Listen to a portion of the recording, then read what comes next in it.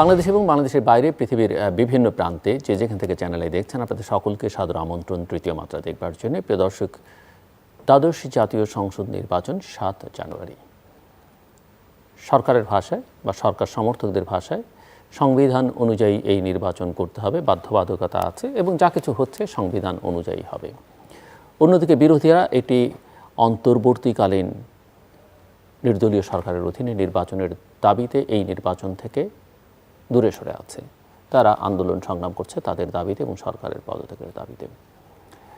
বাংলাদেশে একসময় তত্ত্বাবধায়ক সরকারের অধীনে নির্বাচনের দাবিতে আজকে যারা ক্ষমতায় আছেন তারা এবং তাদের মিত্র এবং বিরোধী পক্ষ আছেন এমন একটি রাজনৈতিক দল আন্দোলন করেছিল তত্ত্বাবধায়ক সরকারের দাবিতে শুধুমাত্র একটি উপনির্বাচনকে কেন্দ্র করে। সেই সময় যারা এই আন্দোলন করছিলেন তারা স্থায়ীভাবে তত্ত্বাবধায়ক সরকারের প্রয়োজনীয়তার কথা তখনও বলেছিলেন যে স্থায়ীভাবে এটা আমাদের সংবিধানে থাকা উচিত এবং বাংলাদেশে কোনো রাজনৈতিক দলের অধীনে বা ক্ষমতায় থাকাকালীন সময় অবাধ সুষ্ঠু নিরপেক্ষ নির্বাচন সম্ভব নয়। পরবর্তীকালে যারাই যখন ক্ষমতায় গেছে, বিশেষ করে বিএনপি যখন ক্ষমতায় ছিল 2001 থেকে 6 সাল পর্যন্ত, তারা এই ব্যবস্থাটাকে ডিস্টর্ট করার চেষ্টা করেছে নানা উপায়। সেই অভিযোগ তাদের প্রতিপক্ষরা সবসময় করছেন। তারপরে আদালতের একটি নির্দেশনা বা রায়ের প্রেক্ষিতে সরকারের বা এখন যারা ক্ষমতা আছেন তাদের ভাষ্য যে তারা সংবিধানে পরিবর্তন আনতে বাধ্য হয়েছেন এবং তত্ত্বাবধায়ক সরকারের বিধানটি তারা বাতিল করেছেন। অনেকের কাছে তত্ত্বাবধায়ক সরকার একটি অভিনব ব্যবস্থা, কোনো কোনো দেশে এখন সেটি আছে, কিন্তু বাংলাদেশের রাজনৈতিক বাস্তবতায় অনেকেই মনে করেন এটি একটি অত্যাবশ্যকীয় বিষয়। আবার কেউ কেউ মনে করেন যে এটি সংবিধানের মূল নীতির পরিপন্থী, কেননা এখানে বাংলাদেশে সংবিধান অনুযায়ী কোনো অনির্বাচিত সরকারের ক্ষমতায় থাকবার সুযোগ নেই। কিন্তু বাংলাদেশের ইতিহাস বলে যে তত্ত্বাবধায়ক সরকারের অধীনে যে কয়টি নির্বাচন হয়েছে সেই কয়টি নির্বাচন তুলনামূলক বিচারে, প্রতিটি নির্বাচনে যারা হেরেছেন প্রশ্ন তুলেছেন, কিন্তু তুলনামূলক বিচারে সেই নির্বাচনগুলো ভালো হয়েছে এবং বিরোধীরা প্রশ্ন তুলল, ফলাফলটা তারা মেনে নিয়েছেন এবং ক্ষমতার একটা পালাবদল হয়েছে শান্তিপূর্ণ উপায়ে। বাংলাদেশের জনগণ, যেহেতু বাংলাদেশের সরকারের মেয়াদটা একটু লম্বা, 5 বছর, অনেক দেশে 4 বছর আছে, কোথাও কোথাও 3 বছর আছে, 5 বছরের একটি দলকে ক্ষমতায় রেখে পরের 5 বছরের জন্য অন্য দলকে ক্ষমতায় নিয়ে এসছে, ইতিহাস সেটাই বলে। বিচার বিভাগ যখন এই রায় দেয় তখন তারা বাংলাদেশের বিচার বিভাগকে এই তত্ত্বাবধায়ক সরকার সঙ্গে না জড়াবার অনুরোধ করেছিলেন এবং বলেছিলেন যে সরকার যদি সংসদ যদি চায় তাহলে অন্তত 2 দফা এই নির্বাচন করা যেতে পারে তত্ত্বাবধায়ক সরকারের অধীনে। এগুলো নিয়ে নানা বিতর্ক আছে, পৃথিবীর কোথায় আছে কোথায় নেই। সবচেয়ে বড় কথা, বাংলাদেশে আসলে এটি প্রয়োজন কিনা বা বাংলাদেশে এটি অগণতান্ত্রিক প্রক্রিয়াকে উৎসাহিত করে না, এই বিতর্কের মধ্যে বাংলাদেশ আছে। কিন্তু সেই বিতর্কের চাইতে আমি আজকে যে কারণে এই পর্বটি আলোচনা নিয়ে আসছি তার কারণ হচ্ছে তত্ত্বাবধায়ক সংক্রান্ত 2টো বই আমার সামনে রয়েছে। একটি বই দর্শকরা দেখতেও পারেন, যদি দেখাবার সুযোগ থাকে আমি আশা করব, বদিউল আলম মজুমদারের লেখা তত্ত্বাবধায়ক সরকার ব্যবস্থা বাতিলের রাজনীতি। তত্ত্বাবধায়ক সরকার ব্যবস্থা বাতিলের রাজনীতি বইটি বাংলাদেশ থেকে প্রকাশিত হয়েছে সম্প্রতি, সম্ভবত 2টো কপি বেরিয়েছে। পাঠকরা চাইলে হয়তো কয়েকটা দিন অপেক্ষা করতে হতে পারে। ডক্টর বদিউল আলম মজুমদার সুশাসনের জন্য নাগরিক, সুজন সম্পাদক এবং বাংলাদেশের নাগরিক আন্দোলনের পুরোধা ব্যক্তিত্ব। এই মুহূর্তে তিনি আমার বায়া বসা আছেন আলোচনার জন্য। আমার ডানে যিনি আছেন তারও একটি বই প্রকাশিত হয়েছে 2018 সালে আন্তর্জাতিক প্রকাশনা সংস্থা রাউটলেস থেকে। বইটির শিরোনাম the politics and law of democratic transition, caretaker government in Bangladesh. বইটি লিখেছেন ডক্টর সোনিয়া জামান খান। সোনিয়া জামান খান যুক্তরাজ্যে এবং বাংলাদেশে আইন পেশার সঙ্গে যুক্ত এবং নানা রকমের গবেষণাধর্মী কাজের সঙ্গে নিজেকে যুক্ত রেখেছেন আইন পেশার পাশাপাশি। তিনি আমার ডানে বসা আছেন। সো আমি মূলত আজকে এই দুটো বইয়ে তারা কি বলতে চেয়েছেন, যেটি আমাদের মধ্যে প্রশ্ন যে তত্ত্বাবধায়ক সরকার ব্যবস্থা বা এই বিধানটি আসলে আমাদের জন্য কতটা প্রয়োজনীয়, পৃথিবীতে এর নজির কি আছে, এটা কি অসাংবিধানিক না সাংবিধানিক বিষয়, এর মধ্য দিয়ে গণতন্ত্রের চিন্তা চেতনার পরিপন্থী কতখানি, বিচার বিভাগ এর সঙ্গে কিভাবে সম্পর্কিত হয়ে যেতে পারে বা বিচার বিভাগকে কীভাবে এটা প্রভাবিত করে, এইসব নানা প্রশ্ন, এবং যে ডেমোক্রেটিক ট্রানজিশনের সঙ্গে জন্য এটা কতটা উপযোগী, এই বিষয়গুলো আমরা আলোচনা করব। আমি আর কথা না বাড়াই, আসলে প্রশ্ন করবারও কিছু নাই, আমি আপনাদের দুজনের কাছ থেকেই আপনাদের বই সম্পর্কে আজকের সূচনায় শুনতে চাইব। ডক্টর বদিউল আলম মজুমদার, অভিনন্দন আপনাকে, এবং ডক্টর সোনিয়া জামান খান, আপনাকে অভিনন্দন, যেটি খুবই ভালো গবেষণাধর্মী কাজ আপনি করেছেন দেশের বাইরে থেকেও। বাংলাদেশের ভেতরে যারা আছি আমরা আসলে এটি নিয়ে সারাক্ষণ কথাবার্তা বিতর্কের মধ্যে আছি, বাট হ্যাঁ, বাট একটা ভালো একাডেমিক কাজ নিঃসন্দেহে। অনেক ধন্যবাদ। তো ওই বইটা বেরিয়েছে, ওইটা প্রকাশ করেছে প্রথমা, এবং বইটা বোধহয় এই উইকেন্ডে পাওয়া যাবে। তাই আমি কেন এই ব্যাপারে আগ্রহী হলাম, আমরা যে আমাদের নির্বাচনী ব্যবস্থাকে যে কুলুষমুক্ত করে যাতে জনগণের সম্মতি শাসন প্রতিষ্ঠিত হয়, এই নিয়ে আমাদের মধ্যে বহুদিনের বিরোধ। তো সেই মাগুরার উপনির্বাচনের প্রেক্ষাপটে সে তত্ত্বাবধায়ক সরকারের দাবি উত্থাপিত হয় এবং ব্যাপক গণ আন্দোলন সংগঠিত হয়, এবং এটা একটা যে এই আন্দোলনটা সহিংস আন্দোলন ছিল। 173 দিন হরতাল হয়েছে, এবং এর ফলে আমাদের সংবিধানে তত্ত্বাবধায়ক সরকার ব্যবস্থা অন্তর্ভুক্ত হয়েছে 1996 সালে। তার আগে তো একটা সংবিধান বহির্ভূত একটা তত্ত্বাবধায়ক সরকার ছিল 1991 সালে, সবার সম্মতিতে এটা ঘটেছে। এখন এবং সংবিধানের বাইরে গিয়ে সেটা করা হচ্ছে, পরে সেটা সংবিধানে অন্তর্ভুক্ত করা হয়েছে। এবং 96 সালে যে সংবিধানে অন্তর্ভুক্ত করার আগে আওয়ামী লীগ এবং তার জোট সঙ্গীরা আন্দোলন সৃষ্টি করেছে, বিএনপি প্রথমে নাকচ করেছে, কিন্তু শেষ পর্যন্ত ওটা মেনে নিয়ে তারা সংবিধানে অন্তর্ভুক্ত করে তারা পদত্যাগ করেছে, এবং তারা এককভাবে করে পদত্যাগ করেছে। এবং এরপরে 2011 সালে এসে সেই আওয়ামী লীগই তার সংসদের সংখ্যাগরিষ্ঠতা কাজে লাগিয়ে তারা এই তত্ত্বাবধায়ক সরকার ব্যবস্থা বাতিল করে, যার জন্য বিরাট আন্দোলন, বিরাট সংগ্রাম, 173 দিনের হরতাল। তো আমার মনে প্রশ্ন জাগলো, কেন এটা হলো, কি কারণ? এবং যেই কারণটা ওই সামনে আনা হয়, যে কারণটা বলা হয় যে আদালত এটাকে অসাংবিধানিক ঘোষণা করেছে, যে তত্ত্বাবধায়ক সরকার ব্যবস্থা 96 সালে সংবিধানে অন্তর্ভুক্ত করা হয়েছে, এবং 2011 সালের আমাদের আপিল বিভাগের একটা সংক্ষিপ্ত রায়, সংখ্যাগরিষ্ঠদের সংক্ষিপ্ত রায়, 4 জন বিচারক এই রায়টার পক্ষে আর 3 জন বিপক্ষে,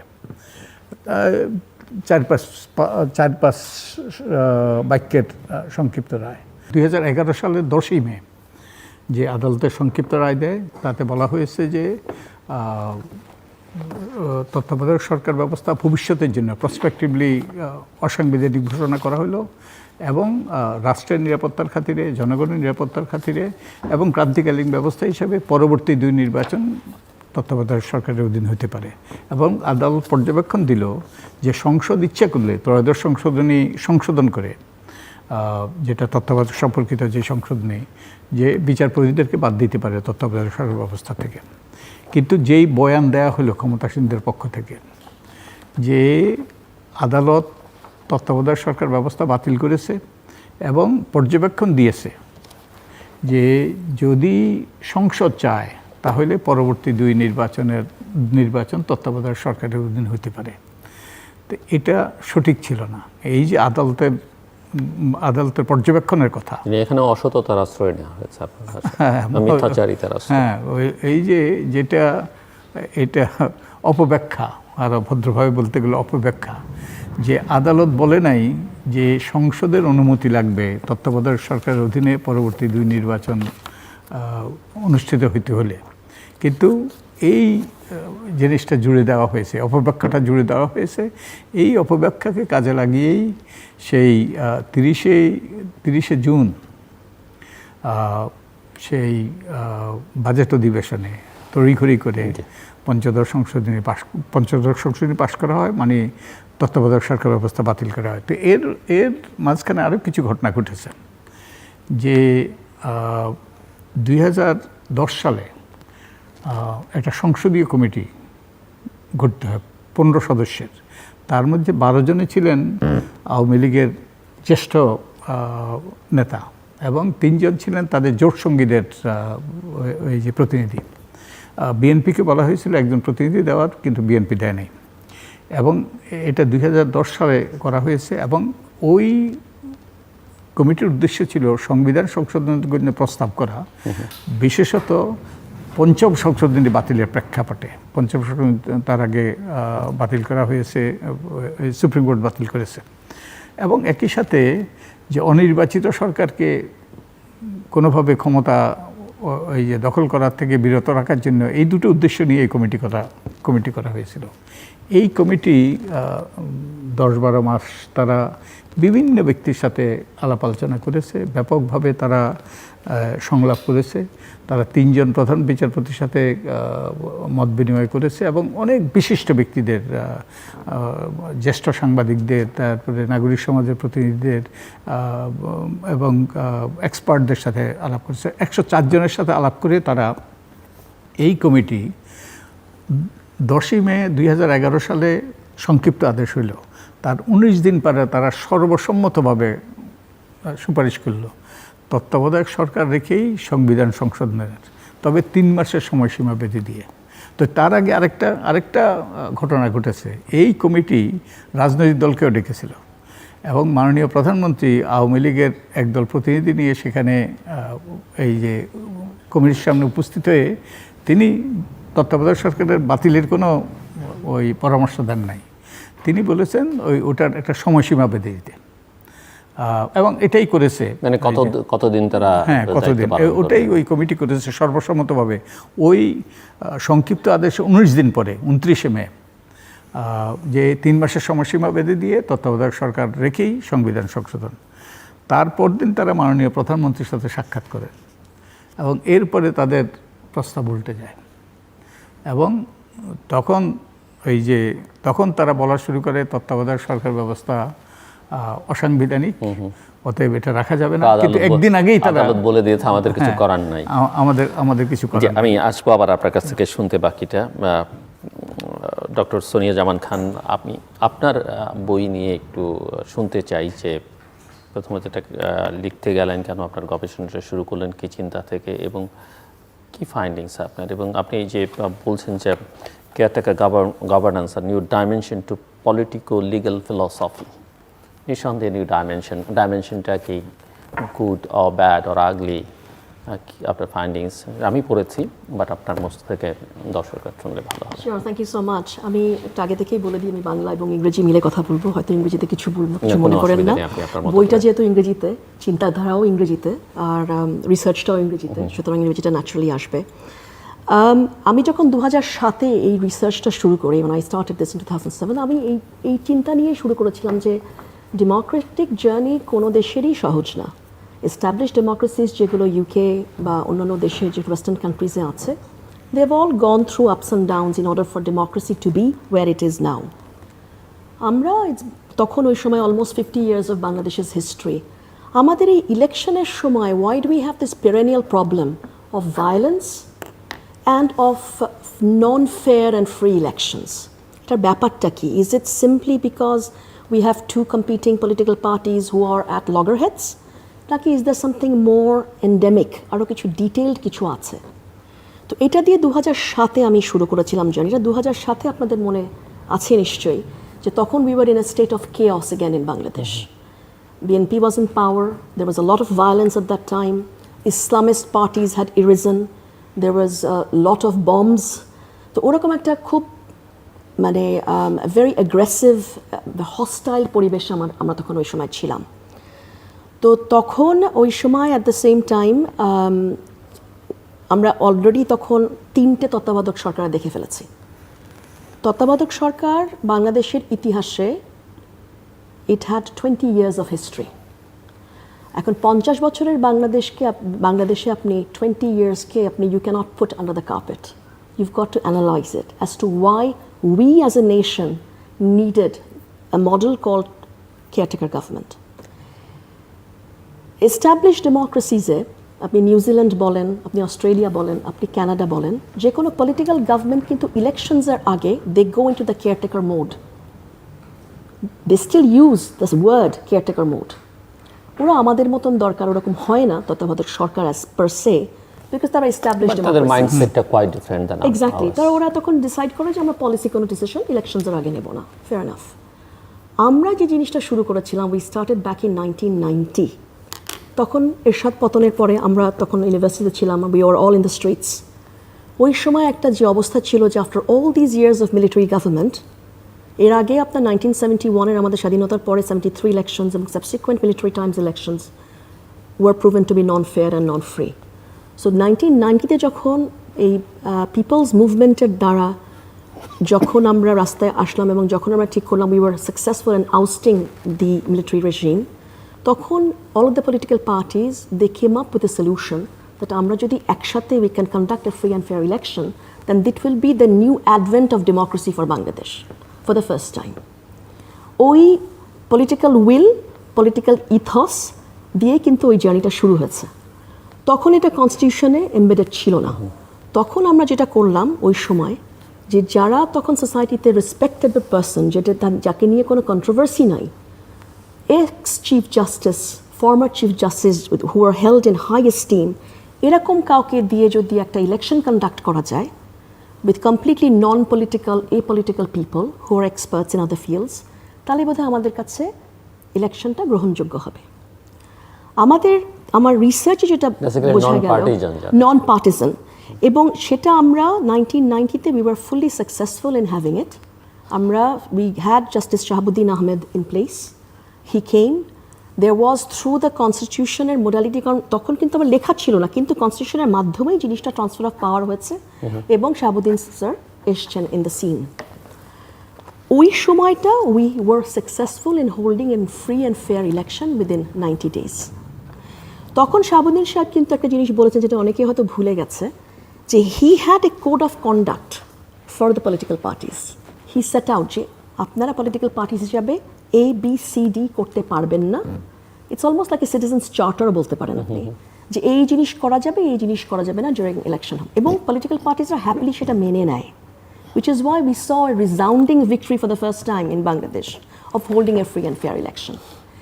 সেটা সাবসিকুয়েন্ট গভর্নমেন্ট যখন আসলো, রূপরেখার অংশ হয় এক্স্যাক্টলি, সাবসিকুয়েন্ট গভর্নমেন্টে যখন এটা আসলো, আবার আরেকটা ইলেকশনে যখন, তখন তো the new government came in power, then again the same problem started মাগোরা ইলেকশনসে, এবং তখন দেখা গেল যে once again the political power, the government, political government has started manipulating elections. তখন ম্যাসিভ মুভমেন্টে আমরা we tried to incorporate this, institutionalize this in our constitution through the 13th amendment, যে ঠিক আছে বাংলাদেশের জন্য, given that elections is always a problem and given that this is the only rudimentary democracy that we have, শুধু election করাটা আমরা এটা এই মাধ্যমে করব। তো ওটার জন্য আমি বলেছি it's a new political legal philosophy. এখন সংবিধান is something that is a living document. But এই কনসেপ্টে বাংলাদেশই সম্ভবত প্রথম, নাকি আর কোথাও ছিল না? মজার ব্যাপারটা হচ্ছে বাংলাদেশ ওই সময় উই ইনস্টিটিউশনালাইজ ইট। আপনার এছাড়া যেমন টিউনিশিয়া, যেমন আপনার আরেকটু আগে 2011-তে পরে সাবসিকুয়েন্টলি টিউনিশিয়াতে যে রেভলিউশনটা হলো, ওটার পরেও কিন্তু দে হ্যাড এগ্রিড পলিটিক্যাল পার্টিসের মধ্যে they will have a caretaker government, not institutionalized in the constitution, but they did that. Constitutionalized বাংলাদেশই প্রথম। তো আর তারপরে সাবসিকুয়েন্টলি নেপালও আপনার 2012-তে করেছে থ্রু অ্যান এগ্রিমেন্ট, এবং টিউনিশিয়াতে যেটা ছিল সেটা অলরেডি দে প্রমিস, যারা কেয়ারটেকারের ছিল তারা প্রমিস করেছে যে আমরা we will not take part in elections. So there was that understanding for the neutrality. নেপালে আপনারও এগ্রিমেন্ট বেসিস একটা ইনফর্মাল সিটিজি হয়েছে 2012-তে, কিন্তু আমরা we are the only nation, because আমাদের দরকারটা ছিল বলে উই হ্যাভ ইনস্টিটিউশনালাইজড। এবং আমরা এটা বলি, তখন ওই সময় রেফারেন্ডাম হয়নি, কিন্তু তখন যেহেতু all the political parties were happy and content and were, ওই যে পলিটিক্যাল উইল ছিল এটাকে করার, so we assume that the political parties had the people's will and the people's mandate to institutionalize it in the constitution. তখন কিন্তু referendum কিন্তু নেওয়া হয়নি। সিমিলারলি সাবসিকুয়েন্টলি যখন আপনার তত্ত্বাবধায়ক সরকারটাকে বাতিল করা হলো, তখনও স্যাডলি কোনো পিপলের ম্যান্ডেট রেফারেন্ডামটা নেওয়া হয়নি। অথচ রেফারেন্ডাম নেওয়ার কিন্তু স্কোপ আমাদের কিন্তু কনস্টিটিউশনে আছে। তো this is why I called it, আমাদের জন্য এটা হাইব্রিড সিস্টেম। আমরা দেখেন ওয়েস্টার্ন, আমি মনে করি না ডেমোক্রেসির কিন্তু কোনো ব্লু প্রিন্ট নাই। Democracy as and when and each নেশনে উইল ভ্যারি। আমাদের with our plurality, with our dynamics, আমাদের জন্য যেটা ওয়ার্কআউট করবে সেটা আরেকজনের জন্য ওয়ার্কআউট করবে না, আরেকজনের জন্য যেটা ওয়ার্কআউট করবে সেটা আমাদের জন্য ওয়ার্কআউট করবে না। Democracy is not a legal transplant যে আপনি আসলেন চট করে ফিট ইন হয়ে গেল, ইটস নট। আমরা আমাদের কালচার অফ মিসট্রাস্টের জন্য this is the unique thing that we discovered, and I think it's a matter আপনার in terms of the people who are constitutional experts আর who do study constitution to study this mechanism. যদি এটা আমাদের 20 years চলেছে, যদি আরও চলতো, তাহলে this could have been a model for other countries who are emerging democracies in Africa and elsewhere to actually formulate this, to actually also এমনিতে আর কোন দেশ কনস্টিটিউশনালাইজ করেছে এটা? না, এটা আর কোন দেশ কনস্টিটিউশনালাইজ করেনি। পাকিস্তানে কিছু সময় আপনার ওটা ফলো করা হয়েছিল, কিন্তু আমরা বোধহয় we are the first country who actually put it in the constitution and it worked for us for 20 years. না, আমি বলছি যে তারপরে কি আর কেউ ফলো করছে কোন দেশে? তারপরে ওই যে প্রত্যেকের দেশে ওই যে কেয়ারটেকার মোডে চলে যাচ্ছে, কিন্তু কেয়ারটেকারকে আপনার ইনস্টিটিউশনালাইজ করেনি। But then each country is different. আমাদের রিয়ালিটি আর তাদের রিয়ালিটি তো এক না, so we can't really compare. আমরা এই যে কেন তত্ত্বাবধায়ক সরকার, সোনিয়া অনেক গুরুত্বপূর্ণ কথা বলেছেন, যে কারণ আমাদের অভিজ্ঞতা যে আমরা এই নির্বাচন নিয়ে প্রতি 5 বছর অন্তরেই, এখানে একটা বিতর্ক যেটা সরকারের দিক থেকে বলা হয় যে আমাদের সংবিধান অনুযায়ী বা সংবিধানের স্পিরিট অনুযায়ী অনির্বাচিত কেউ রাষ্ট্র ক্ষমতায় থাকতে পারবে না, রাষ্ট্র পরিচালনা করতে পারবে না। আমাদের এই পঞ্চদশ সংশোধনের আগে সংবিধান তো এই যে সংসদ বিলুপ্ত হতো, তো সংসদ বিলুপ্ত হলে তো টেকনিক্যাল তো আর সংসদ নাই, এবং ওই যে যারা এই বিলুপ্ত সংসদের সদস্যরাই কেয়ারটেকার গভর্নমেন্ট হইতো, তো তারা নির্বাচিত না, তারা তো নির্বাচিত না, তারা তো নির্বাচিত না। আর আরেকটা হলো যে সবাই, যে বাংলাদেশের সবাই কিন্তু রাষ্ট্রপতির অনুমতিক্রমে, রাষ্ট্রপতির পক্ষে শাসন কার্য পরিচালনা করে। তো রাষ্ট্রপতি তো আমাদের নির্বাচিত। ওই যে আমাদের তত্ত্বাবধায়ক সরকার 3 মাসের জন্য নির্বাচিত না হলে রাষ্ট্রপতি তো নির্বাচিত, তা আমাদের মূল খুঁটি তো নির্বাচিত, তাহলে তো আমরা অনির্বাচিত সরকার কীভাবে বলবো? যেমন এই যে ব্রিটেনে তাদের রাষ্ট্রপ্রধান কিন্তু রাজা, নির্বাচিত না, কিন্তু তাদের অন্যগুলো নির্বাচিত। তো আমরা কিন্তু ওটাকে কি বলি? আমরা ওটাকে রাজতন্ত্র বলি, যে রাজা প্রধান, রাজতন্ত্র। কিন্তু তা আমাদের এখানে নির্বাচিত যদি রাষ্ট্রপ্রধান হয়, তাহলে আমাদের নির্বাচিত সরকার না কেন? আর আরেকটা হলো যে রিপাবলিকানিজম, অর্থাৎ জনগণের মতামতের প্রতিফলন। তো জনগণের মতামতের যদি প্রতিফলন ঘটে তাদের নির্বাচিত প্রতিনিধিদের মাধ্যমে, এবং নির্বাচিত প্রতিনিধিরা যদি সুষ্ঠু নির্বাচনের মাধ্যমে ওই যে নির্বাচিত না হয়ে আসে, তাহলে জনগণের মতামত প্রতিফলিত হল না। তো 3 মাসের জন্য আমরা একদল অনির্বাচিত, এক অর্থে যদিও রাষ্ট্রপতির পক্ষে তারা শাসন কার্য পরিচালনা করে, 3 মাসের জন্য আমাদের এই সময়টাতে তারা একটা নির্বাচন পরিচালনা করে সত্যিকারের জনপ্রতিনিধিরা যাতে নির্বাচিত হয়ে আসতে পারে, এবং তারা যাতে জনগণের পক্ষে এবং কল্যাণে দায়িত্ব পালন করতে পারে, রাষ্ট্র পরিচালনা করতে পারে। তো ওটাই তো হলো গণতন্ত্র, ওটাই হলো রিপাবলিকানিজম, গণপ্রজাতন্ত্রী বাংলাদেশ সরকার। তো জনগণের ওখানে আশা আকাঙ্ক্ষা, জনগণের মতামত, জনগণের সব কিছু প্রতিফলিত হচ্ছে। তো আমি যে কথা বলতেছিলাম যে তত্ত্বাবধায়ক সরকারের পক্ষে যুক্তি হলো যে আমরা 4টা নির্বাচন, সোনিয়া যেটা বলেছেন যে 4টা নির্বাচন গ্রহণযোগ্য নির্বাচন করেছি দেশীয় এবং বিদেশি পর্যবেক্ষকদের ওই যে মতে। কিন্তু অন্য 7টা যে নির্বাচন হলো, আমাদের মোট 11টা নির্বাচন হলো, এবং তত্ত্বাবধায়ক সরকারের যে নির্বাচন হলো, যারা আগে ক্ষমতায় ছিল তারা কিন্তু আবার ক্ষমতায় ফিরে আসে নাই তত্ত্বাবধায়ক সরকার পরে। তার মানে একটা সমসুযোগ সৃষ্টি হয়েছে। বাট আসতেও বাধা নাই, আসতে বাধা নাই, কিন্তু সমসুযোগ সৃষ্টি হয়েছে। আবার একটু ফিল করতে পারে যারা ক্ষমতায় থাকে, যে সমসুযোগ সৃষ্টি করে মানুষ যদি চায় তাহলে তারা আসবে। কিন্তু ওই যে দুর্ভাগ্যবশত আমাদের দুর্নীতি দুর্বৃত্তায়ন তো আমাদের, বাট কারোর জন্য এটা একটা চিরস্থায়ী বন্দোবস্ত না। কিন্তু আমাদের যে 7টা নির্বাচন হলো, যেগুলো কিছু সামরিক শাসনের তত্ত্বাবধানে হয়েছে, তারপরে সেগুলো এই তত্ত্বাবধায়ক সরকারের অধীনে হয়নি, নির্দলীয় তত্ত্বাবধায়ক সরকারের অধীনে নেই। যারা ক্ষমতায় ছিল, যাদের অধীনে নির্বাচন হয়েছে, তারাই আবার ফিরে এসছে। তো ওটাই ক্ষমতা চিরস্থায়ী করার একটা পন্থা দলীয় সরকারের অধীনে। এবং এই যে ত্রয়োদশ সংশোধনী বাতিল করে তত্ত্বাবধায়ক সরকার ব্যবস্থা বাতিল করা হলো, এটার মূল লক্ষ্যই ছিল যে যারা ক্ষমতায় আছে তাদের অধীনে নির্বাচন করা, এবং তাদের অধীনে আমাদের অতীতের অভিজ্ঞতা হলো তাদের অধীনে যখন নির্বাচন হয় তারাই নির্বাচিত হয়ে আসবে। এবং আমাদের এখন যিনি প্রধানমন্ত্রী, তিনি সংসদের নেতা এবং তিনি একটা দলের প্রধান। এবং কেন এটা হয় যে আমাদের যে ব্যাপক দলীয়করণ, আমাদের প্রশাসনে আইনশৃঙ্খলা রক্ষাকারী বাহিনী এবং অন্যান্য প্রতিষ্ঠানগুলো দলীয়করণ, যার ফলে যে দলীয় সরকার যদি থাকে তাহলে দলীয় সরকার তাদের এই দলীয় অনুগত ব্যক্তিদেরকে, যারা প্রশাসন, আইনশৃঙ্খলা রক্ষাকারী বাহিনী এবং অন্যান্য প্রতিষ্ঠান আছে, তাদেরকে এই দলীয় আনুগত্য কাজে লাগিয়ে তারা নির্বাচনকে প্রভাবিত করতে পারে। এই জন্যই যারা তত্ত্বাবধায়ক সরকার, তারা দলীয় সরকারের অধীনে যখন নির্বাচন হয় তারাই আবার ক্ষমতায় ফিরে আসে। যে আমি একটা প্রশ্ন রেখে আমি ডক্টর সোনিয়া জামানের খানের কাছে যাচ্ছি, যে এই যে আপিল বিভাগের যে রায়, বিচারপতি খায়রুল হকের যে রায়, সেটা নিয়ে প্রচুর কথাবার্তা হয়েছে এবং সেটা নিয়ে আপনি প্রশ্ন তুলেছেন নানাভাবে নানা সময়ে। তো এর প্রাসঙ্গিকতার একটা প্রশ্ন আছে, সংবিধান মুদ্রণের জালিয়াতির প্রসঙ্গ আপনি আপনার বইতে উল্লেখ করেছেন, সেটা একটা প্রশ্ন আছে।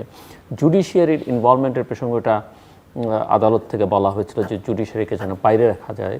তো আমার এটাও একটা প্রশ্ন থাকবে যে জুডিশিয়ারিতে একটা এই মেকানিজমের মধ্যে একটা সহজ পন্থা এটা বের করা সম্ভব।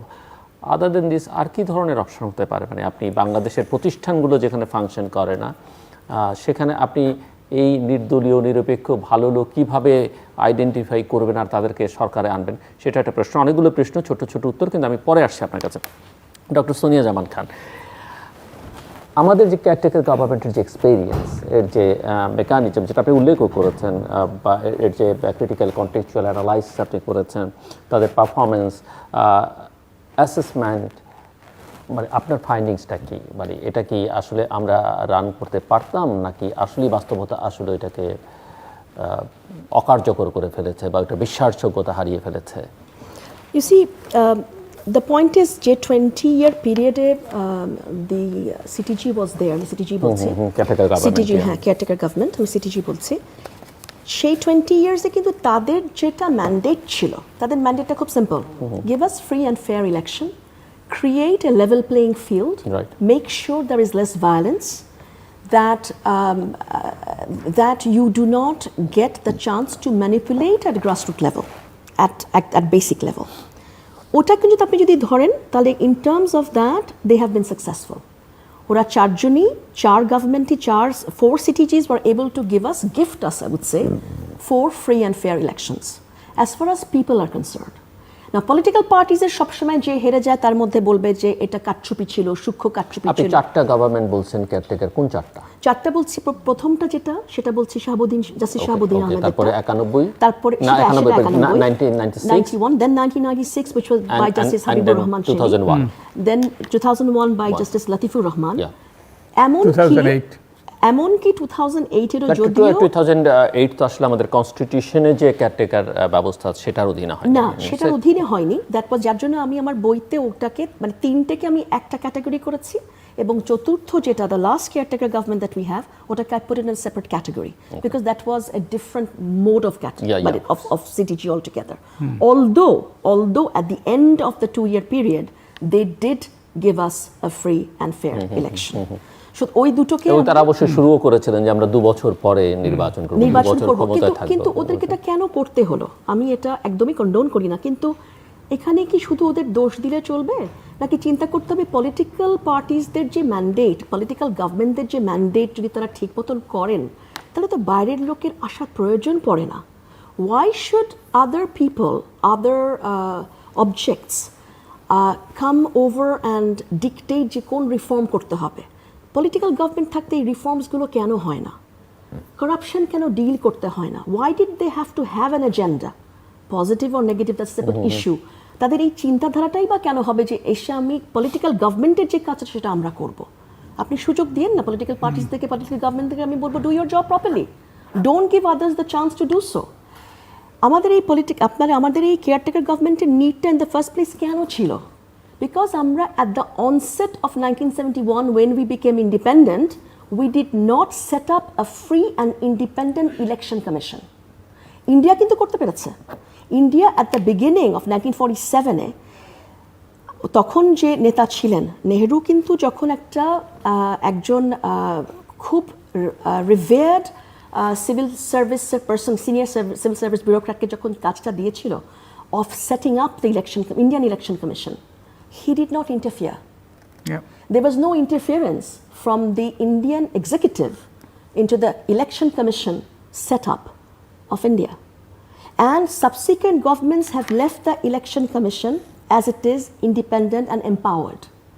ওটা যদি আমরা at the onset করতাম back in 1971, তাহলে তো আমাদেরকে 1990 দেখতে হতো না। তাহলে তো আজকে 2023-তে আমাদের ওই কোয়েশ্চেনটা আসতো না যে ও মাই god, in 2024 January how is our election going to be? So faultটা আমাদের in the sense that the political parties will need to take some responsibility that why did they not have the political will to create an independent election commission, যাতে কারোই কোনো মিসট্রাস্টের ব্যাপারটা থাকতো না। আপনি পরিচিত লোকজন, মিসট্রাস্টটা কেন? বিকজ আপনি এমনভাবে লোকজনকে সিলেক্ট করেন, আপনি এমনভাবে জিনিসটা কন্ডাক্ট করেন যে বোঝাই যাচ্ছে there is a direct interference or indirect interference between the executive and the election commission. তখন তো কেউ পার্টিসিপেট করবে না। আপনি যদি, and you had all these years, all the political governments had the time যে আচ্ছা ঠিক আছে, আমরা আর কোনো কাজ দেশের জন্য করি না করি, আমরা ইনস্টিটিউশনগুলোকে বিল্ড আপ করি একটা করে। ইলেকশন কমিশন, আপনি democracy and elections are twins. আপনি you cannot have democracy and not have elections. You have to have both. They go hand in hand. তো আমার কথা হচ্ছে যে এটা আসতোই না। আজকে যে তত্ত্বাবধায়ক সরকার নিয়ে আমাদের যে ডিসকাশন হচ্ছে বা আমি যে বই লিখেছি, আমার তো সাবজেক্ট ম্যাটারই থাকতো না যদি election commission from the very beginning was strengthened. এবং এখনো অল দিস ইয়ার্স অফ সাথে যদি পলিটিসাইজেশন না হইতো, দলীয়করণ না হইতো, অ্যাবসলিউটলি। এখন আমাদের দলীয়করণটা এমন পর্যায়ে পড়ে গেছে যে দেখেন আপনি যদি, আমি আবারও ওয়েস্টার্ন এই জিনিস তুলনা করতে চাই না, আমাদের প্রত্যেকটা দেশ ডিফারেন্ট, কিন্তু আমাদের পলিটিসাইজেশন অ্যাট এভরি সেক্টর। আপনি ডাক্তারদের অর্গানাইজেশন বলেন, আপনি লয়ারদের অর্গানাইজেশন বলেন, সাংবাদিকদের, আপনি সিভিল সোসাইটি, সবাই মোটামুটি ওটা তো আগে থেকেই ছিল। That was the first target. তো এখন আমাদের জুডিশিয়ারি ইনস্টিটিউশনটাও আস্তে আস্তে নষ্ট হয়ে গেছে, and that is a tragedy for Bangladesh, because after all these years আমরা যদি দেখি যে যতটুকু আমাদের ইনস্টিটিউশন ছিল সেগুলো এখন শেষ হয়ে গেছে at the age of 53 years of Bangladesh. It is rather unfortunate. Doctor Majumdar, okay, তো যে কথাটা বলতেছিলাম, এই যে সংক্ষিপ্ত আদেশের পর 10ই মে সংক্ষিপ্ত আদেশ দিল 2011, 30শে জুন যে পঞ্চদশ সংশোধনীর মাধ্যমে তত্ত্বাবধায়ক সরকার বাতিল করা হলো। তো আমার বইতে যেটা আমি বলার চেষ্টা করেছি, এটা ছিল অসাংবিধানিক। প্রথম কারণ হলো যে আদালতের রায় ছিল যে 2 টার্মের পরে, পরবর্তী 2 নির্বাচনের পরে তত্ত্বাবধায়ক সরকার ব্যবস্থা বাতিল হবে। কিন্তু একটা অপব্যাখ্যার মাধ্যমে বলা হয়েছে সংসদ চাইলে পরবর্তী 2 নির্বাচন তত্ত্বাবধায়ক সরকারের অধীনে হতে পারে। তো এর মাধ্যমে আদালতের নির্দেশ অমান্য করে পঞ্চদশ সংশোধনী পাশ হলো, 1 নম্বর। 2 নম্বর হলো একটা সংসদীয় কমিটি সর্বসম্মতভাবে, এবং আমার বইতে আমি সবার কোট করেছি, সর্বসম্মতভাবে 104 জন বিশিষ্ট ব্যক্তির সাথে, এক্সপার্টদের সাথে, 3 জন চিফ জাস্টিসের সাথে আলাপ করে, প্রধানমন্ত্রী শেখ হাসিনার সাথে, এরশাদ, সাবেক রাষ্ট্রপতি এরশাদের সাথে, সবার সাথে মত বিনিময় করে, উচ্চ আদালত অ্যামিকাস কিউরিদের তো এই সাথে আলোচনা করে তারা সর্বসম্মতভাবে তারা 29শে মে 2011 সালে তারা সুপারিশ করলো যে 3 মাসের সময়সীমা বেঁধে দিয়ে তত্ত্বাবধায়ক সরকার রেখেই সংবিধান সংশোধন, কিন্তু পরদিন মাননীয় প্রধানমন্ত্রীর সাথে সাক্ষাতের পর ওই তাদের সর্বসম্মত সুপারিশ উল্টে যায়। তো এটাও একটা অসাংবিধানিক। প্রধানমন্ত্রী বা সিদ্ধান্ত পরিবর্তন করে ফেললেন কেন হঠাৎ করে? সেটা একটা প্রশ্ন। উনি আগে বলেছেন যে সময়সীমা বেঁধে দিয়ে তত্ত্বাবধায়ক সরকার রেখে সংবিধান সংশোধন, কিন্তু ওনার মত পরিবর্তন করলেন আমরা জানি না। কিন্তু এই যে মত পরিবর্তন করলেন, তিনি হলেন নির্বাহী বিভাগের প্রধান, কিন্তু সংসদের একটা কমিটি, স্পেশাল কমিটি সর্বসম্মতভাবে এই সিদ্ধান্ত দিল, এই সুপারিশ করল, এবং এই সুপারিশটা সংসদে যাওয়ার কথা এবং সংসদেই ওটার ওই যে ওটা গ্রহণ করবে না সেটা সিদ্ধান্ত নেওয়ার কথা। তো এই সংসদীয় কমিটির একটা সর্বসম্মত সুপারিশ, বিশেষ কমিটির সর্বসম্মত সুপারিশ এক্সিকিউটিভ হেড যিনি নির্বাহী বিভাগের প্রধান সেটা তিনি নাকচ করে দিলেন। এবং এটা হলো ওই যে সেপারেশন অফ পাওয়ার্স, ক্ষমতার যে পৃথকীকরণ, এটার সুস্পষ্ট লঙ্ঘন। আরেকটা কারণে এটা অসাংবিধানিক যে ওখানে একটা জালিয়াতি হয়েছে, যে আমাদের এই আদি সংবিধানে কিন্তু এই গণভোটের বিধান ছিল না। পঞ্চম সংশোধনীর মাধ্যমে এটা গণভোটের বিধান সংবিধানে অন্তর্ভুক্ত করা হয়েছে, কিন্তু পঞ্চম সংশোধনী বাতিল করা হয়েছে। কিন্তু দ্বাদশ সংশোধনীর মাধ্যমে এবার আবার এটা অন্তর্ভুক্ত করা হয়েছে, এই যে এই গণভোটের বিধান। কিন্তু এই পঞ্চম সংশোধনী যখন পাশ করা হয় 2011 সালে, আপনি বলছেন আদি সংবিধানে ছিল না, পঞ্চম সংশোধনের মাধ্যমে সেটা অন্তর্ভুক্ত হয়েছে, কিন্তু এটা বাতিল হয়েছে। বাতিল হলো তো পরে, অনেক পরে এসে আদালতের রায়। কিন্তু দ্বাদশ সংশোধনীর মাধ্যমে যার মাধ্যমে আমাদের সর্বসম্মতভাবে সংসদীয় পদ্ধতি ফিরে আনা হলো, তখন কিন্তু আবার অন্তর্ভুক্ত করা হয়েছে। করার দরকার পড়লো কেন? এটা তো ছিল, ওটা তারা সর্বসম্মতভাবে, কারণ এর আগেই কিন্তু হয়েছে, ওই যে ওটা বাতিল হয়েছে, হাইকোর্টে বাতিল হয়েছে। দ্বাদশ সংশোধনের আগে বাতিল হয়েছে আমার যতটুকু মনে পড়ে, যে হাইকোর্টে আমার যতটুকু মনে পড়ে ওটা বাতিল হয়েছে। এনিওয়ে, তো ওটা তারা নেগোসিয়েশন করে ওটাকে সংশোধন করে, ওই যে সীমিত আকারে, ওটাকে সীমিত আকারে সংশোধন করে সংবিধানে অন্তর্ভুক্ত করা হয়েছে। ওটা দেখতে হবে যে আগে পঞ্চম সংশোধনে বাতিল হয়েছে আগে না পরে, কারণ এটা কিছু আসা যায় না, তারা ওটাকে সংশোধন করেছে ওই গণভোটের বিধানটা। তো এই গণভোটের বিধানটা যখন সংশোধন করে ত্রয়োদশ সংশোধনীর মাধ্যমে সংবিধান অন্তর্ভুক্ত করেছে, 2011 সালে সংবিধান ছাপা হয় এই যে আইন মন্ত্রণালয়ের তত্ত্বাবধানে। কিন্তু যখন এই সংবিধান সংশোধন ছাপা হয়, তখন কিন্তু এই তখন এই গণভোটের বিধানটা সংবিধান থেকে উধাও হয়ে যায়, এবং এটা একটা জালিয়াতি, দুর্ভাগ্যবশত। এবং এই জালিয়াতির কারণে কিংবা অন্য কোনো কারণে দ্বাদশ সংশোধনী বহাল ছিল, গণভোটের বিধান বাধ্যতামূলক ছিল, মানে পুরো জিনিসটা একটা অসাংবিধানিক। আরেকটা যুক্তি হলো যে এই পঞ্চদশ সংশোধনীর মাধ্যমে সংবিধানের 1/3কে অসংশোধনযোগ্য করা হয়েছে, কিন্তু সংসদ সদস্যদের এখতিয়ার সংবিধান সংশোধন করা। তো এই যে 1/3কে সংশোধনের অযোগ্য করা হয়েছে, এক সংসদ পূর্ববর্তী সংসদের হাত পা বেঁধে দিয়েছে, এটা অসাংবিধানিক। তো এই পঞ্চদশ সংশোধনীটা সম্পূর্ণভাবে অসাংবিধানিক, এবং এই অসাংবিধানিক এই সংশোধনীটা পাশ করা হয়েছে একটা উদ্দেশ্য প্রণোদিতভাবে। কারণ আমাদের অতীত ইতিহাস হলো যতগুলো নির্বাচন হয়েছে দলীয় সরকারের অধীনে, সবগুলোতে যারা ক্ষমতায় ছিল তারাই ফিরে এসছে।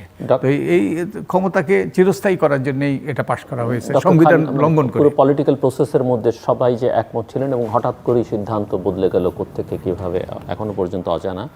এটা আদালতও এই বিষয় নিয়ে অ্যামিকাস কিউরির কথা বলছিলেন। জি, 13th অ্যামেন্ডমেন্ট কেসে যেটা হয়েছিল সেটা হচ্ছে কোর্ট অ্যামিকাস কিউরি হচ্ছে আপনার যারা দ্য কোর্টস ফ্রেন্ডস। তো আমাদের 8 জন অ্যামিকাস কিউরি ছিল, এবং দে আর অল মানে ঘাঘু proper constitutional experts, they are lawyers. 2 of them are constitutional drafters, doctor Kamal Hossain sir ছিলেন, আমিরুল ইসলাম স্যার ছিলেন, যারা নিজেরাই কনস্টিটিউশন ড্রাফটটা করেছে। তো তাদের সবার কথা অবজ্ঞা করে টিএইচ খান স্যার তখন, আমিরুল ইসলাম স্যার যেটা বলেছিলেন সেটা হচ্ছে যে পিপল হচ্ছে সুপ্রিম অথরিটি, এবং পিপলের অথরিটি সব ক্ষমতার উৎস। অ্যাবসলিউটলি, পিপলের অথরিটিকে you can't completely ignore. Article 7। Kamal Hossain sir বলেছিলেন যে আমাদের আর্টিকেল 7-এ যে পিপল সুপ্রিমেসিটা এনশ্রাইন্ড হয়েছে আমাদের আর্টিকেলে, আমরা কনস্টিটিউশনটা আমাদের জন্য লিভিং ডকুমেন্ট, যেটা আপনার পলিটিক্যাল ফিলসফার যে এখলেখ, যেটা আমি কোট করেছিলাম ওখানে, উনি বলেন যে constitution is a living document, it's not a static document, it would have to adapt according to the needs of the people. আপনি যদি এখন জিনিসটাকে স্ট্যাগন্যান্ট বা স্ট্যাটিক রাখেন, তাহলে তো আমরা মুভ করতে পারবো না। And constitution is for us, we are not for the constitution, that's a very simplistically put. তারপরে আপনার এবং ডক্টর কামাল হোসেন বলেছেন যে ঠিক আছে, যদি আমাদের তত্ত্বাবধায়ক সরকারের সিস্টেমের ভিতরে if there are problems, we can rectify the problems, we don't kill the entire corpse altogether, because that is not the solution. আপনি you come to a doctor with a problem saying that I have this ailment and this malaise, and then doctor আপনাকে বলবে যে না ঠিক আছে, you cut yourself off or I cut you off, that's not the solution. তো যে প্রবলেমটা আছে আমাদের, যেটা ক্রিয়েটেড হচ্ছে, ম্যানিপুলেশন বলেন, সেগুলোকে কেমন করে we can fix it, let's work towards that and let's not get rid of it altogether. TH খানসারও বলেছিলেন যে let's work on this. So প্রত্যেকে যারা যারা ছিলেন, out of the 8 amicus curiae, 7 of them said for the constitution. And only for the caretaker government, for the CTG, and only one person did not sort of agree to that. So, despite that, আমার কথা হচ্ছে যে আপনি amicus curiae রাখবেনই কেন কোর্টে যদি আপনি amicus curiae কথাটা না শোনেন। সো এটা মোস্ট আনফর্চুনেট লেগেছিল আমার, যে ওনারা এত ডিটেল সাবমিশন দেওয়ার পরেও জিনিসটা হয়েছে। আর একটা জিনিস I must point out, that between the short judgment and the detailed judgment of Khairul Haque sir, there was an 18 months gap. Yeah. So he bought time as to how perhaps he would write it. First যেটা উনি short দিয়েছেন, সেখানে তো উনি বলেছিলেন যে there are scope for 2 more elections under the caretaker government. এবং long judgement যেটা, সেটা তো এই প্রভিশনই নাই। সো আমার কোয়েশ্চন যে 18 months টাইমটা উনি নিলেন, why did he take so long to write this judgment? It's a question. As a citizen, I want to know. Short judgment থেকে যে ডেভিয়েট করা, সেটা কি পারেন কি না, মানে সেটা হয় কি না? সেটা হয় না, সেটা হয় না। আমি কোর্টের জাজমেন্ট আমি মানতে বাধ্য, কিন্তু I have never understood this deviation, because it does not reflect the longer judgment, does not at all reflect the short abridged version. So that is the point যেটা আমার কাছে মনে হয়েছে is pertinent. আর আপনি সবচেয়ে বড় কথা, আমি Winston Churchill is a controversial character, but তারপরেও ওনার একটা কোটেশন আমি আপনাদেরকে পড়ে শোনাচ্ছি, যে at the bottom of all tributes paid to democracy is the little man walking into the little booth with little pencil, making a little cross on a little bit of a paper. No amount of rhetoric or voluminous discussion can possibly diminish the overwhelming importance of the point. At the end of the day, that little man or woman, the fact that he's able to go to the booth and exercise his only right of choosing what government he wants, you cannot take that away. তাহলে বাংলাদেশে আমরা স্বাধীনটা হলাম কিসের জন্য? আমাদের তো এই ভয়েসটার জন্যই আমরা স্বাধীন হলাম, আমাদের ভয়েস শুনছিল না। সো অ্যাট 2023-তে আমরা যদি আবার সেই জায়গায় ফিরে যাই, এটা আমার বাংলাদেশের এত প্রোগ্রেশনের মধ্যে এই জিনিসটা ইজ মোস্ট আনফর্চুনেট। সো আমরা একটু শেষের দিকেও চলে এসেছি, যে ফাইনাল রাউন্ড আপনাদের বই, আপনাদের আবারও আমি ধন্যবাদ এবং অভিনন্দন জানাই, এবং আমি দর্শকদের অনুরোধ করব, আমি মজুমদারের বই তো পাওয়াই যাবে সপ্তাহখানেকের মধ্যে। ডক্টর জামানের বই একটু পাওয়া কষ্ট, যেহেতু বাইরের প্রকাশনা, আন্তর্জাতিক প্রকাশনা থেকে বেরিয়েছে, দামটাও অনেক বেশি, হয়তো অনেকের জন্যে সমস্যা হবে, বাট যে যেভাবে পারেন আমার মনে হয় যে সংগ্রহ করে পড়তে পারেন বা চেষ্টা করতে পারেন। অ্যাটলিস্ট যারা গবেষণা করবেন, এই বিষয় নিয়ে কাজ করবেন, তাদের জন্য অপরিহার্য অবশ্য পাঠ্য বই। সো সমাধানটা আসলে কি, এবং কি উপায় আসলে আমরা, যেটা আপনি বলছিলেন democracy and election are twins, বাংলাদেশের বাস্তবতা বলছে আমাদের পলিটিশিয়ানদের মাইন্ডসেট যেটা, আসলে তারা কোনো ফ্রি ফেয়ার ইলেকশন করতে পারবেন না, বিকজ পলিটিক্সটা তাদের কাছে এখন পর্যন্ত যেটা, সেটা হচ্ছে ব্যবসাটা কিভাবে আমরা বুঝতে পারি? তাদের যে হলফনামা, আমরা কয়েকদিন আগে আলাপ করেছি ডক্টর বদিউল আলম মজুমদারের সঙ্গে, তাদের হলফনামা তাদের সম্পদ যে দ্রুত হারে বৃদ্ধি করছে। পলিটিশিয়ানদের আগে সম্পদ কমতো, এখন সম্পদ তাদের বেড়েই যাচ্ছে এবং পাবলিক অফিস হোল্ড করে সম্পদ বাড়ে কিভাবে মন্ত্রীদের বা ইয়েদের, এবং 100 গুণ 200 গুণ 250 গুণ সম্পদ বেড়ে যাচ্ছে আর সাধারণ মানুষের পকেট শূন্য হয়ে যাচ্ছে। সেগুলো অনেক বড় প্রশ্ন, আমরা এই সময়ও নেই আলোচনার জন্য।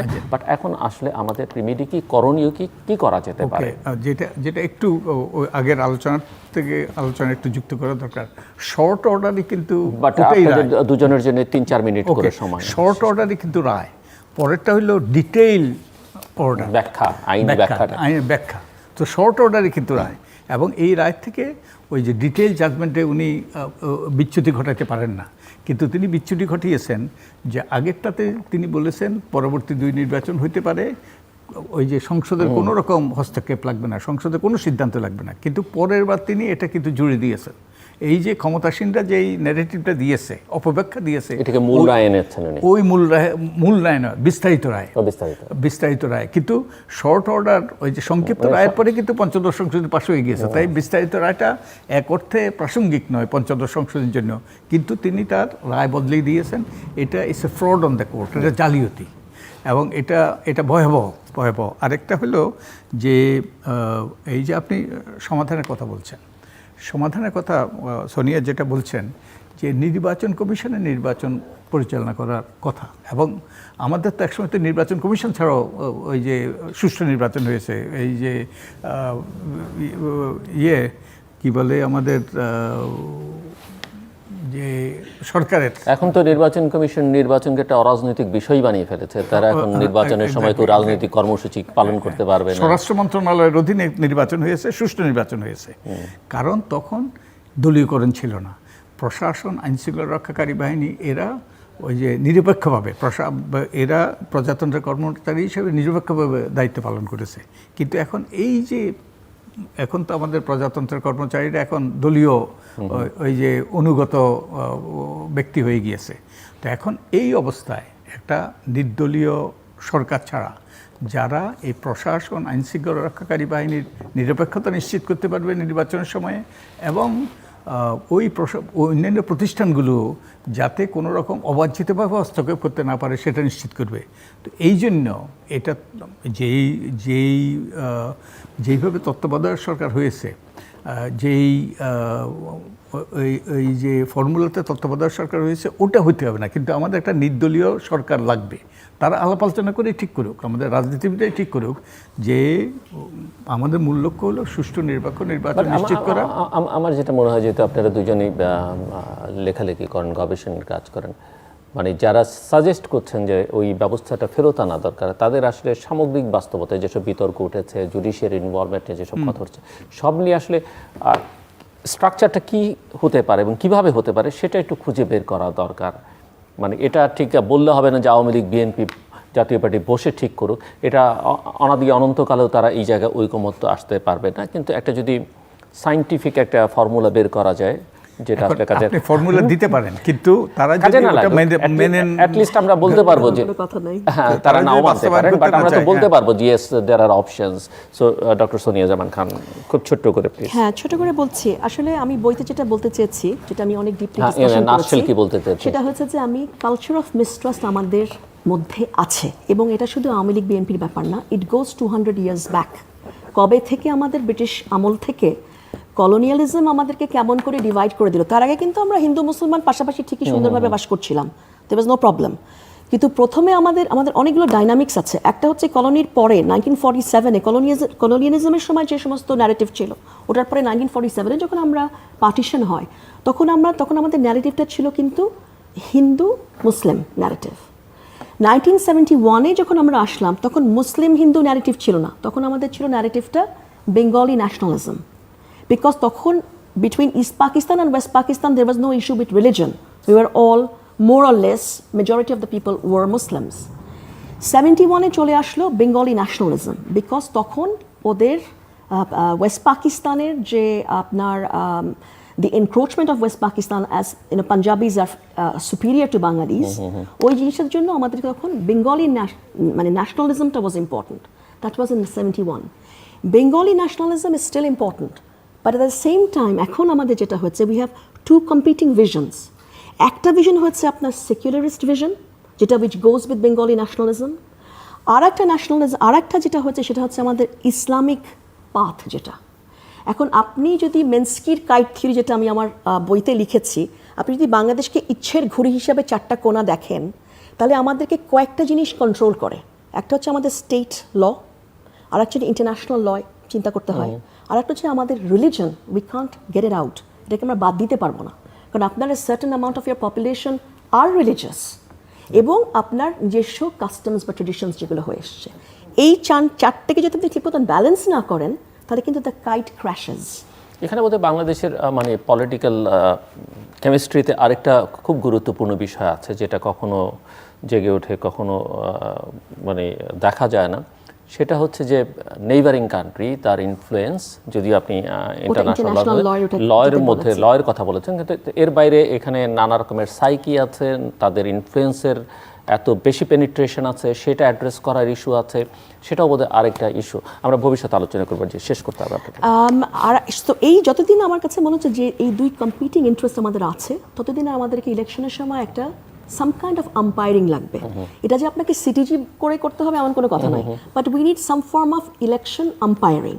আমি যখন স্যাম্পলিং করেছিলাম, আমার যখন my thesis, I did both the quantitative survey and so far I heard that আপনি এই কাজ করতে গিয়ে দুই শীর্ষ নেত্রীর সঙ্গেই কথাবার্তা বলার চেষ্টাও করেছেন। That's correct. In fact, when I started this journey, তখন I was very honored to meet the Prime Minister, and she took 20 minutes of her valuable time to explain. This was back in 2007-2008. The fourth caretaker government আসার আগে. She was very interested in the thesis, and she said that I'll give her 20 minutes. একটু অপেক্ষা করো. Let me talk to the girl. She's doing a research on an important matter, which is the caretaker government of Bangladesh. যেটাতে ওনার অনেক contribution. তো তখন উনি জিনিসটাকে বললেন, বুঝালেন, এবং অনেকগুলো তথ্য আমাকে দিয়েছেন, যেটা আমি আমার থিসিসে ইউজ করেছি। সাবসিকুয়েন্টলি আমি ওনাকে বললাম যে আমি যখন সাবসিকুয়েন্টলি আসবো ফিল্ড ওয়ার্কের জন্য, তখন কি আমি আপনার সময়টা পাবো? তো তখন উনি বলেছিলেন অ্যাট দ্যাট পয়েন্ট, হ্যাঁ sure, just let me no. তো when I came back in 2011 to do the field work, it's a different issue. এর মধ্যে আবার তখন দেখি যে things have changed and Army League has taken a different sort of route now, completely different to what it was back in 2007. Thank you. তখন আমি আবার কথা বললাম বিরোধী দলীয় নেত্রী, তখন বেগম জিয়ার সাথে বললাম, we tried to get an interview. ওনাকে বললাম, ম্যাডাম আমি একটা ইন্ডিপেন্ডেন্ট রিসার্চার, আমি এটা করতে চাই, may I take your time? Initially she said yes, absolutely. তারপরে কয়েকদিন পরে উনি বললেন যে না, আমি ইন্টারভিউ দিতে পারবো না। সো both important stakeholders দেরকে, বিকজ তখন তারা শিওর ছিল না তাদের ম্যান্ডেট কোথায় হবে, কি হবে, they couldn't commit. এবং আপনার রিসার্চ আসলে কোথায় নিয়ে গিয়ে দাঁড় করাবে তাদের পজিশন, সেটাও একটা ব্যাপার ছিল। কিন্তু আমি বলবো যে whatever the political parties want or don't want, 80% of the populace of Bangladesh are for the caretaker government, because that is the only time they can give their votes. ধন্যবাদ। 30 সেকেন্ডস যদি আমরা আমাদের এই ব্যাপারে একটা সমঝোতায় পৌঁছা দরকার। আমাদের ওই যে অল সেড, এভরিথিং সেড, আমাদের কিন্তু একটা নির্দলীয় ব্যবস্থা দরকার, যারা আম্পায়ারিং করতে পারবে, যাতে সুষ্ঠু নিরপেক্ষ নির্বাচন হয়, জনগণের সম্মতি শাসন প্রতিষ্ঠিত হয়, যাতে আমাদের যে রিপাবলিকান সিস্টেম, গণপ্রজাতন্ত্রী শাসন ব্যবস্থা প্রতিফলিত হয়, এর কোনো বিকল্প নেই। এবং এরাই কিন্তু এই রকম সরকারি এই যে নিরপেক্ষতা নিশ্চিত করতে পারবে, প্রশাসন, আইনশৃঙ্খলা রক্ষাকারী বাহিনী এবং অন্যান্য যারা স্টেক হোল্ডার আছে, তাদের নিরপেক্ষতা, ওটার কোনো বিকল্প নেই। দর্শক অনুষ্ঠানের শেষ প্রান্তে আমরা সামাজিক যোগাযোগ মাধ্যম ফেসবুক এবং টুইটারে তৃতীয় মাত্রা লাইভ স্ট্রিমিং হচ্ছে, আপনারা দেখতে পারেন। টেলিভিশনের পর্দায় দেখতে না পারলে যে কোনো সময় যে কোনো স্থান থেকে ইউটিউবে তৃতীয় মাত্রা চ্যানেলটি সাবস্ক্রাইব করে এই পর্ব বা পুরনো পর্বগুলো আপনারা দেখতে পারেন। ডক্টর সোনিয়া জামান খান এবং ডক্টর বদিউল আলম মজুমদার, অসংখ্য ধন্যবাদ এই আলোচনা শুনবার জন্য, এবং আপনাদের দুজনেরই বইয়ের জন্য আবারও ধন্যবাদ এবং অভিনন্দন এবং কৃতজ্ঞতা বাংলাদেশের জনগণের পক্ষ থেকে। দর্শক, আমরা কথা বলছিলাম আমাদের দেশে তত্ত্বাবধায়ক সরকার নিয়ে নানা রকমের বিতর্ক আছে। দুদলই এই বিতর্কের জন্ম দিয়েছে, কিন্তু বাস্তবতা হচ্ছে, আমার অতিথিরা বলছিলেন যে বাংলাদেশের ইতিহাস বলে যে আমাদের মধ্যে আস্থার সংকট আছে, আমরা একে অপরকে বিশ্বাস করি না, আর দুটো প্রধান দল তো করেই না, এবং তার হয়তো তাদের দুপক্ষের দিক থেকেই যুক্তি আছে। সেখানে এক ধরনের ব্যবস্থা থাকতে হবে, সেটা তত্ত্বাবধায়ক সরকার নামে হোক বা অন্য যে কোনো নামে, একটা আম্পায়ারিংয়ের ব্যবস্থা থাকতে হবে। এই বিষয়ে ওনাদের মধ্যে কোনো ভিন্ন মত এবং এটার কোনো বিকল্প নেই। এবং তত্ত্বাবধায়ক সরকারের বিধানটি যেভাবে বাতিল করা হয়েছে সংবিধান থেকে, এবং ওনারা দেখিয়েছেন যে 11টি নির্বাচনের মধ্যে অন্তত 3টে নির্বাচন তো চোখ বন্ধ করে বলা যায় যে তুলনামূলক বিচারে অনেক অনেক অনেক ভালো হয়েছে এবং কোনো বিতর্ক ছিল না সেই অর্থে। আরও একটা নির্বাচনকেও তারা শেষ পর্যন্ত যুক্ত করে দিতে চান, যদি সেটি নিয়ে অনেক রকমের প্রশ্ন অনেকের মধ্যেই আছে। এবং এক ধরনের সিটিজেন চার্টারের কথা ওনারা বলছিলেন, এবং এই যে কালচার অফ মিসট্রাস্টের কথা বলছেন, সেজন্যই ওটা জরুরি, সে কথা স্মরণ করে দিয়েছেন। এবং ওই যে আমার এক অতিথি বলছিলেন যে ডেমোক্রেসি এবং ইলেকশন, অর্থাৎ নির্বাচন এবং গণতন্ত্র, এরা একটা যমজ ভাই বোনের মতো, বা যমজ ভাই যমজ বোন যেভাবেই বলি না কেন, একটাকে বাদ দিয়ে আরেকটা হবে না। একটা ভালো নির্বাচনের মধ্য দিয়ে ভালো গণতান্ত্রিক সরকার হবে কোনো গ্যারান্টি নাই, কিন্তু নির্বাচন ছাড়া গণতন্ত্র হবে না, দ্যাটস শিওর। সো এই বিষয়টা আমাদের মাথায় রাখতে হবে। এবং অত্যন্ত গুরুত্বপূর্ণ যে কথা ওনারা বলেছেন, যে স্মরণও করে দিয়েছেন, একাডেমিশিয়ানরা আগেও বলেছেন, যে কনস্টিটিউশন হচ্ছে একটা লিভিং ডকুমেন্টস, এবং এটা যে কোনো সময় পরিবর্তন হতে পারে। এটা কোরআন নয়, বাইবেল নয়, গীতা নয় যে এটার মধ্যে হাত দেওয়া যাবে না। আর দ্বিতীয় কথা হচ্ছে যে সংবিধানের জন্য আমরা না, আমাদের জন্য সংবিধান, সেটাও আমাদের মাথায় রাখতে হবে। সো আমাদের রাজনৈতিক নেতাদের আসলে এই বিষয়ে ঐকমত্যে পৌঁছতে হবে।